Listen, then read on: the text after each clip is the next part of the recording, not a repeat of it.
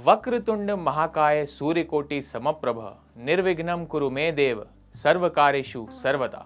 दोस्तों, विस्तार डिजिटल में आपका बहुत स्वागत है। गणेशोत्सव बहुत धूमधाम से मनाया जा रहा है और सब जगह अलग अलग रूपों में गणेश जी की पूजा की जा रही है। इसलिए इस पावन अवसर पर हम रोजाना आपके लिए लेके आते हैं गणपति बप्पा के अष्टविनायक स्वरूपों की कहानियां। और इसी कड़ी में आज हम आपको दिखाएंगे गणेश जी के छठवें स्वरूप गिरिजात्मज गणपति की कहानी। दोस्तों, गिरिजात्मज का अर्थ होता है गिरजा यानी पार्वती का, आत्मज यानी कि पुत्र।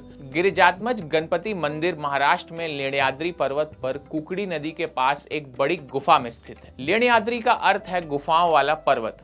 इसे जीरापुर और लेखन पर्वत भी कहा जाता है।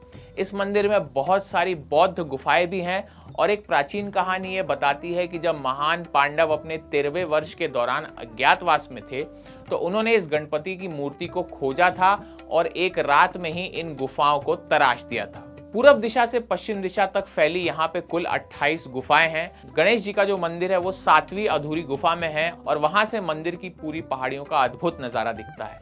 पौराणिक कथाओं के अनुसार ये पहाड़ियां कभी माता पार्वती का निवास स्थान भी हुआ करती थी।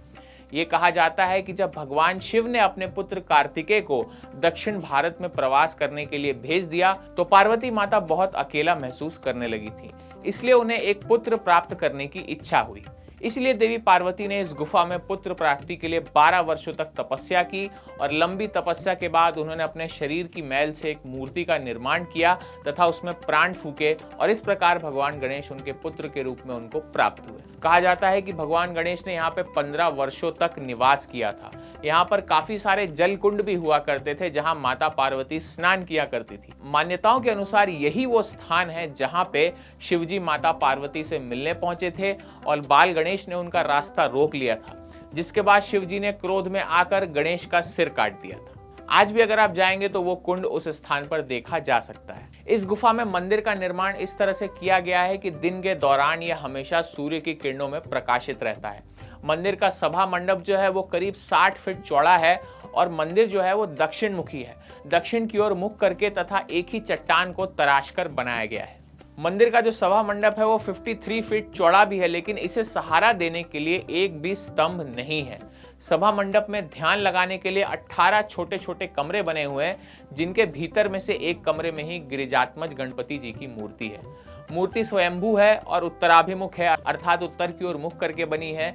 ये मूर्ति कोई मूर्ति नहीं है बल्कि चट्टान को तराश कर बनाई गई है। मूर्ति का सिर जो है वो बाईं ओर मुड़ा हुआ है। मंदिर के सामने 2 पानी की टंकियां हैं। इसी तरह 21वीं और पहली गुफा में भी पानी की टंकी है।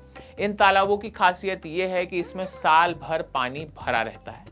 इसके अलावा इसका पानी प्राकृतिक रूप से भी ताजा है। यहाँ गणपति की जो मूर्ति है वो बहुत ही सरल है और कहा जाता है कि मूर्ति में जो गणपति की पीठ की छवि है और उनका मुख जो है वो गुफा के दूसरी तरफ है।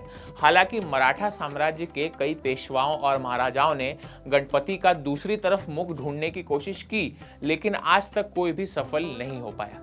7वें नंबर की जो गुफा है उसे छोड़कर बाकी जो अन्य गुफाएं हैं वो हिनायन बौद्ध धर्म से संबंध रखती हैं। इन गुफाओं में बने ज्यादातर कमरे बौद्ध भिक्षुओं द्वारा साधना स्थल के रूप में उपयोग किए जाते थे। यहाँ की प्रत्येक गुफा को अपनी एक संख्या प्राप्त है जो आकार और डिजाइन के हिसाब से एक जैसी ही है। गुफा नंबर 7 में जो गणेश जी स्थापित हैं उस मूर्ति के बारे में उतनी ज्यादा जानकारी अभी प्राप्त नहीं है। जो भी जानकारी है वो मान्यताओं के अनुसार ही मानी जाती है, लेकिन जो भगवान गणेश की एक गुफा है उसे सबसे ज्यादा प्राचीन बताया जाता है। तो ये गुफा काफी ऐतिहासिक महत्व की और अति प्राचीन होने के कारण अब ये पूरा का पूरा स्थान भारतीय पुरातत्व सर्वेक्षण की निगरानी में है और इसे संरक्षित स्मारक घोषित किया जा चुका है। इसलिए अब यहाँ सैलानियों को आने की इजाजत दे दी गई है और गुफा में प्रवेश करने के लिए अगर आप जाते हैं तो आपको टिकट लेना अनिवार्य होगा। यहाँ की प्राचीन गुफाएं देखने में काफी ज्यादा सुंदर हैं और आसपास का जो मनोरम दृश्य है वो इस गुफा को और भी अद्भुत बनाने का काम करता है। तो ये थी भगवान गणेश के छठवें स्वरूप गिरिजात्मज की कहानी। कल हम आपके लिए लेके आएंगे गणपति जी के 7वें स्वरूप विघ्नेश्वर की कहानी। तब तक के लिए मुझे दीजिए इजाजत। मैं मिलता हूं आपसे कल गणपति की एक और कहानी के साथ। तब तक के लिए नमस्कार।